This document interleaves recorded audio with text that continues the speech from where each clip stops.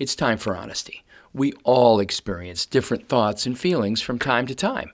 So that's why we sat down with psychiatrist Dr. Michael Militic and psychotherapist David R. Huff.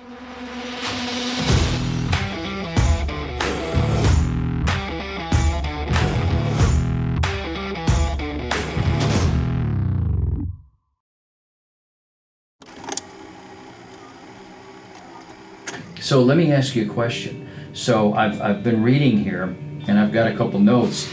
Now, this menopause thing, hormonal, right, in nature, yeah, it's real. Andropause is absolutely real. Andropause or menopause. Andropause is now accepted medically as an actual condition in the same way that burnout is. And what we see with this, Anthony, is you have an increase in stress and stress hormones. You have a change in the DNA of your cells. You have an abundance of and an accumulation of inflammation and inflammatory factors within your bloodstream. You have a wearing out of certain tissues and joints and so on. And all of that together combines to produce metabolic changes. Those metabolic changes can now be measured.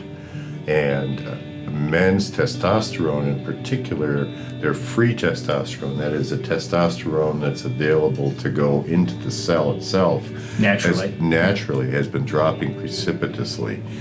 Why is a real question. All of those factors I just mentioned are critical. Stress is probably at the top. But we're living in a polluted world right now that's getting more and more, as a result of deregulation, more and more polluted. Our food has less nutrients, it's less nutrient dense. Our air is getting dirtier. We're getting metals back in our soils again. We have all kinds of reasons, so that I'm seeing this andropause or menopause happening all the way back in the mid-20s now. My earliest patient that I've now had that's dropped their testosterone is 19 and 20. But I'll tell you what, anybody over age 50, your testosterone is at least 50% what it used to be before. Now, testosterone used to be thought to be a villainous thing because it used to be associated, taking hormones, it used to be associated with a sort of reefer madness back in the 60s. Mm-hmm. Now we're seeing that it's a critical hormone in men and women, for that matter, as long as it's maintained within normal range and maintaining heart health, bone health, brain health, and overall functioning. And if you don't have it, you're going to walk around fatigued, you're going to walk around depressed, you're going to walk around without motivation, with a lot of muscle soreness and pain and joint aches, and just not a lot of joy in life. Yeah, I guess we associate, just to break it down in the pure sense, sugar causes inflammation, right? What else can cause inflammation? So sugar we haven't talked about yet, but it's really critical to begin to eliminate as we get older, because sugar, as you just said, produces inflammatory chemicals, which has a direct effect on our brains and bodies. Probably the most dangerous compound we can put into our bodies now after 50 is sugar. But the other things that produce inflammatory chemicals are things like just pure emotional and physical stress. So why that? There's something called the hypothalamic pituitary adrenal axis. So that's like something that gets triggered in addition to our fight or flight response with normal everyday pressures and stresses in life. That cortisol goes up too high for too long, it's going to produce all kinds of inflammatory changes. You're going to get inflammation in the inner lining of your intestine. You're going to get things that leak out. You're going to get inflammation in your joints. You're going to get inflammatory changes in your muscles. Well, why is that? You're going to get inflammatory changes in your brain. Why is that a problem? Well, when the brain sees inflammation, and just to define for the listener of this what inflammation is, picture having a burn on your skin, and picture how it begins to weep and serum starts to come out, and if you just touch it, it causes pain, right? Mm-hmm. Well, that redness and pain and swelling and heat, That's all of those inflammatory chemicals on that burn. That's occurring on the inner surfaces of the linings of the organs in the body. And once that happens, you can imagine the metabolic disturbances that come out of that. One of the things that I wanted to discuss with you today was happiness. How do you find it? And there may not be a one-size-fits-all. When you talk to people, and you talk to men, what do you say to them? I mean, if they say, I'm unhappy. There's no such thing as the direct route to success or happiness. I think that is what true success is happiness. It's becoming resilient. It's becoming aware that all those things in life that we thought would bring us happiness are typically things. And as we age, we find out that those things haven't brought us much gifts. I think about all the things in my life that brought me as much happiness as the cost of that item. And there was only 2 items, and one was my first set of ping golf clubs because I actually improved my game, and the other one was my first laptop because it gave me the ability to work on my cases at my office and come home and actually be with my wife and children. But there's not a single other thing that has given me joy because of its worth. I'm blessed to live in a wonderful home. I have a wonderful life, but I'd rather live in a tent with my wife and be happy than to be miserable in a castle. Oh, certainly we're all different in many, many ways, but I think happiness is one of those, again, it's an evolutionary experience. Happiness comes many, many different times in life. If we expect happiness to be a day in, day out experience, well, then we're in trouble because it's going to rain some days, especially on days when we wanted to play golf or we were at a party. And I think happiness is elusive to those people who have requirements that are not in line with what life really is offering them. I think in order to be happy, we also have to be comfortable being unhappy sometimes. Is it fair to say we have to manage expectations? Oh, God, yes. Is that fair? Yes, absolutely. A critical part of aging well and a critical part of health span, that is staying healthy physically and mentally as we get older, is the connections we make to people, the attachments. How intimate are the relationships we have with other men, with women that are significant in our lives, and with our kids. It's critical to maintain those relationships, to work at them, to nurture them. And I can take you through a whole cascade of what happens hormonally and with neurotransmitters and inflammation in our body, but I'll just cut through all that and say, the better your relationships, the longer you're gonna live and the happier you're gonna be. I developed several new friendships, but I was the one that cultivated them. I have 3 guys I go fly fishing with a couple times a year. We call ourselves the Amigos. In Montana. In Montana, but we all now work at that.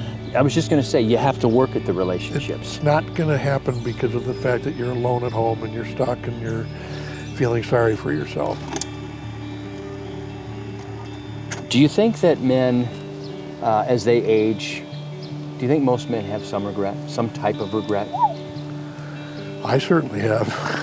I think that's part of my happiness, is part of my contentness with my life is having taken those things that I regretted, and while I can't undo them, I can see them in a different light, and I can see how it's like a prism of light.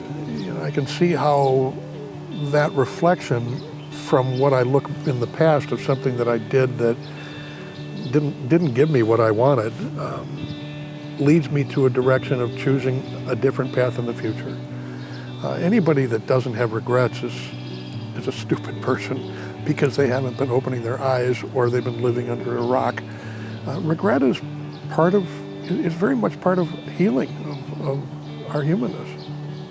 But I think it's critical to note here as kind of the last part of what can cause a lot of male depression, or contribute to it at least, is that we start to remember things, and we remember things with regrets. So our mind will start to go down rabbit holes. And when does it do that? When we're most alone. When we're alone, one of the times we're most alone with our thoughts, when we're trying to sleep. Insomnia in men is, in men over 50, is a very significant problem. Sleep is so critical to literally warding off Alzheimer's. We now have a causative factor, and I don't just mean correlative, we now have a causative factor for Alzheimer's disorder. Lack of sleep? Lack of sleep. And it's lack of good sleep that will cause Alzheimer's. There's something in the brain called the glymphatic system. Glial cells are the ones that are the garbage trucks that circle around that clean up all the metabolic products of the thinking we do all day long. Well, at night, we need good sleep, and that's good deep stage 4 sleep and REM sleep. That glymphatic system has been shown to shrink by 80%. So picture Manhattan with all the buildings shrinking 80%, and then floodwaters coming in, you turn on the fire hydrants and flush it out. That's why we sleep and why we need to sleep deeply at night. So we're cleaning up all the waste products. If we don't do that, they accumulate and we get these chronic neurologic disorders. So sleeping with television or radio or some sort of outside stimulus is probably not healthy. It is absolutely not healthy, and we need a whole preparatory time to go to sleep, because we need to be aware that that's the time that we can get down rabbit holes, start thinking difficult thoughts. That's the time that we can start having our regrets. That's the time that we can start getting caught up in the would've, should've, could've's. And we are used to distracting ourselves throughout the day with all kinds of other things. However, in order to get to sleep, by definition, we have to unplug and stop distracting ourselves. So we have to get rid of the distractions, and then we have to get comfortable with some of our discomforts. Let them go and sleep well. I think that if men are able to do that, they're going to bring a kind of peace, but they're also going to leave a legacy with the people, because a lot of people start thinking about legacy too, right? I mean, they're going to leave a legacy of, hey, this man was courageous enough to stand up and say, hey, I'm wrong, and reach out in love. And when I said compassion, I'm also thinking of the word love here. You reach out in love to fellow human beings. Mm-hmm. We know from scientific studies too what that does even to our own neurotransmitters and our own sense of well-being. You reach out in love, and don't be afraid to use that word. Men that are able to do that are healthier, happier, and live longer. Benevolence is a very important, I think, something that we all should have. But as we get older, being able to reach out to others in a random act of kindness, mm-hmm. right? Mm-hmm. Or kind of circle back to something that was kind of left undone, and resolve that, because we are vulnerable. So when we admit that, right, then we can do that in a healthy way. I think maybe that's. No, I think you're right, because it's the people that don't do that accounting that we're talking about, don't make those narratives, don't look inside as to what needs to be done, what amends can be made, the compassion that we need to reach out to others. The people that don't look inside are the people that are going to be miserable. And I keep contending, and I think scientific literature is now supporting this. They're going to die younger, and they're going to get more chronic disease earlier. As men get older, what do you think they want to be remembered for? What do you think that they want their legacy to be? They're great questions.